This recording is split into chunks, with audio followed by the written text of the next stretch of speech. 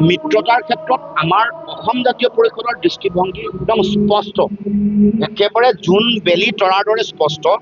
vote বিভাজন নকৰিবৰ কাৰণে আমি সকলোৱে কিছু এৰা ধৰাৰ মানসিকতাৰে বুজা পৰা, পৰস্পৰে পৰস্পৰৰ প্ৰতি ৰখা সন্মান, দল সৰু হ'ব পাৰে কিন্তু সন্মান আৰু মৰ্যাদাটো থাকিব লাগিব, সেই চিন্তাৰে আমি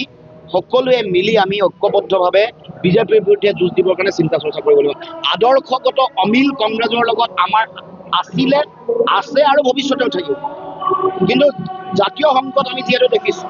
অসমৰ সমাজ জীৱনৰ সংকট দেখিছোঁ, সেইকাৰণে ভোট বিভাজন ৰোধ কৰাৰ স্বাৰ্থত দেশৰ ৰাজনৈতিক প্ৰেক্ষাপট আমি অনুধাৱন কৰি বিভিন্ন নিৰ্বাচনৰ ফলাফল আমি যেতিয়া দেখিছোঁ, বিশ্লেষণ কৰি আমি উপলব্ধি কৰিছোঁ, হৃদয়ঙ্গম কৰিছোঁ, আমাৰ কাৰণে আটাইতকৈ প্ৰয়োজনীয় যিটো নেৰেটিভ, আমাতকৈ প্ৰয়োজনীয় আটাইতকৈ যিটো